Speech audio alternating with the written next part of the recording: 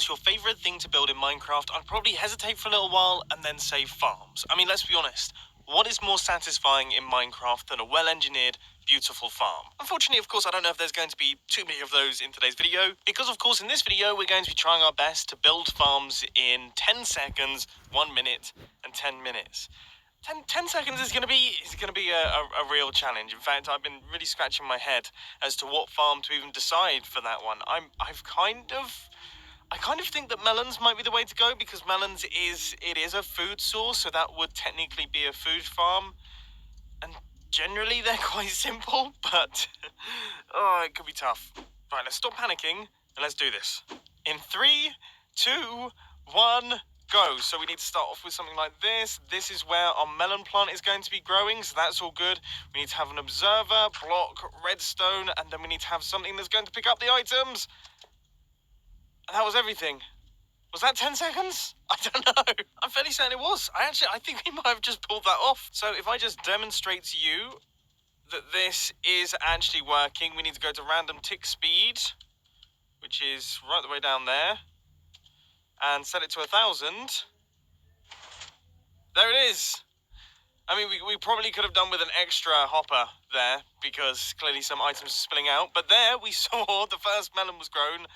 And now, oh yeah, there we go. So it actually functions. It functions properly like a real farm. We managed to build that in 10 seconds. I'm still impressed by that. Okay, anyway, let's move on and let's try and get something done in 1 minute. And I say this every single time we do these videos, the 1 minute challenge is often harder than the 10-second challenge, because 1 minute is still a ridiculously short space of time, but you want to do something considerably more impressive than the thing that you built in 10 seconds, which means that you actually put a lot more pressure on yourself to perform. Although I do have quite a cool idea for what we can do, and I think it's entirely possible.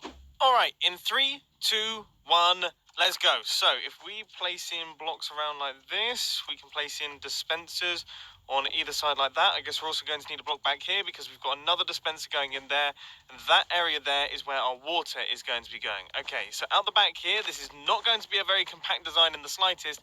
We're going to have ourselves a redstone clock that is then going to be running the redstone signal strength right the way through into all of these dispensers here. And then I guess we're going to need some form of sticky piston, and we're going to need some form of slab, so that we can move the light source back and forth. Now, what we're hoping to make here is some form of fully automatic carrot and potato farm. Now, we're going to need a lever right here. If we activate that, that should activate our bone meal dispensers. We're also going to need something to power this piston, which I haven't really thought through, so that can do the trick. Now, we need water. Oh, we need water. Okay, pressure plates. That's good. Water. That goes in there. And then we need farmland. We need it to be farmland. I think we just about did it. That is the worst design I've ever done for a fully automatic carrot and potato farm. But I'm hoping it should be okay. Let's see if this thing works in survival mode then. I mean, here comes the moment of truth, I guess. If we hold down the right click button, that actually looks pretty promising. Nice. So the way that this is working is that block up at the top is actually turning off the light, or kind of shutting off all light into that gap right there, which means that our carrots are automatically broken by the machine, and that means that all we have to do is hold down the right click button. The bone meal is causing the carrots to grow instantly, and we can get stacks upon stacks of stuff really quite quickly. We actually managed to pull it off. Okay, let's move on to the 10-minute design. Now this one, instead of being just one single farm, is going to be multiple farms smashed all into one space, and it should end up, well, catering for all of our needs. And 3, 2, 1, go. So to start things off, I want to get ourselves set up with some form of food farm, and obviously the natural one to go for is going to be chicken. So let's think. If we build this right in this section here, we're going to need a dispenser that's going to be dispensing out all of the baby chickens, and then we need a redstone circuit out the back, which is automatically going to fire out to all of the eggs, and that needs to be done a little bit like this, if I remember correctly. I think we need a block there and then some redstone dust there. And yeah, that creates the auto-firing circuit, and then all of our chickens actually just chill out up at the top here. But we also need a separate system to automatically dispense this lava to make sure that it doesn't always burn up the eggs or the chickens. Yeah, because that's been a recent change. That made 0 sense. I apologize, I was panicking. Right, let's try again. So if I change the time, we should see that the lava gets spat out and then brought back in. That's amazing, because if we leave the lava there, then when the chickens grow up into full-grown chickens, it used to be that they'd die, be picked up by the hoppers, everything would be fine. But the issue is that now their drops get burnt, and that's no good. So we have to do a quick firing system a little bit like this. And this idea seems to be pretty smart. Anyway, that right there is our chicken farm all fully completed. It even has chickens on the inside of it now, so that's brilliant.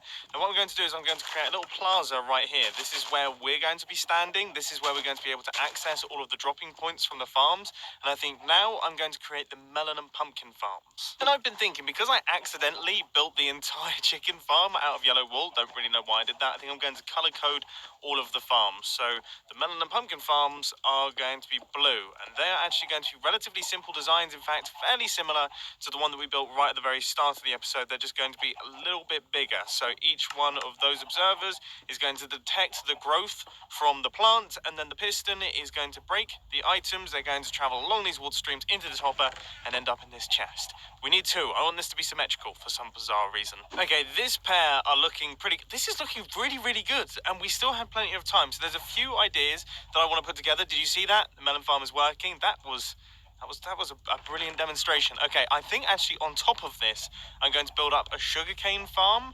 I'd say that's entirely possible. The only thing is we have to be careful not to build it too close because we don't want to hinder the growth. So I imagine, yeah, upside down slabs here.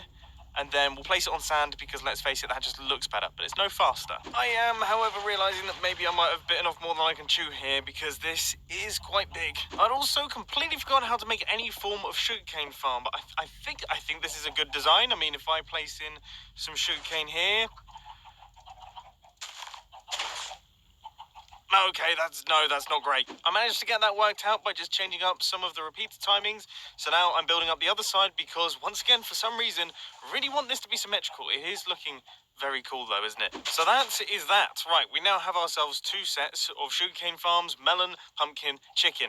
All right, I reckon the next thing that we should build is actually some form of XP farm. This is where things are going to get rather interesting. I mean, I'm not sure if we can pull this off. So this is the first part of our XP farm, and this uses a similar system to what Exumavoid's Instant XP shop uses. Well, we're gonna do a tiny bit of, I guess, cheating here to fuel it. So let's just see if I can get this to work. Right, so we have that, and then if we grab ourselves some form of block, okay, that there, and then some carpet. Let's make it the same color. This. That is interesting. So we have created a carpet duplicator. We're going to use that to fuel our furnace. And the way that we're going to be picking up those items is by using a minecart hopper, a little bit like that. And then if we just do something like this, that will stop any of our carpets from flying out all over the place. And then I guess we should maybe put some blocks around this just to make sure that also our minecart doesn't fall out. I suppose we can't really. So what happens here? If we flick this lever... Oh yeah, that seems to work. There we go. So our furnace is being fueled up by this machine here. Oh, that is so cheaty. But we're not on the MINECARFT server, so it doesn't matter. So now all I have to do is fill up this area here with cobblestone or something that can be smelted. That will run through there, and then this system means that it will lock up this furnace. When I take the items out of the furnace, I will get the compound XP from all of the smelting of that cobblestone, making me very rich in levels. And that, my friends, is that. 10 minutes are up. We have managed to get everything constructed, and I gotta say, pretty proud of myself for this one. Pretty proud of myself for this one. chicken farm, so we've got ourselves a source of food. We've got melon and pumpkin farms, so that we can do some villager trading. We've also got ourselves sugarcane farms, so that we can do some villager trading as well. That was the main reason why I went for that. And then also, we got ourselves an XP farm, which will help for combining of tools and things. The whole point of this farming module was to survive and also to be able to villager trade nice and easily, and I'd say we've done a pretty decent job. The only thing that we could do with is, of course, some villagers in here, but I don't know if that really counts as farming. I think that would be fudging it a little bit. Anyway, I really do hope that you enjoyed this little episode. If you did, please hit that like button, and if you really loved it, then make sure to subscribe. But thanks for watching, guys. This has been Mumbo, and I'm out. I'll see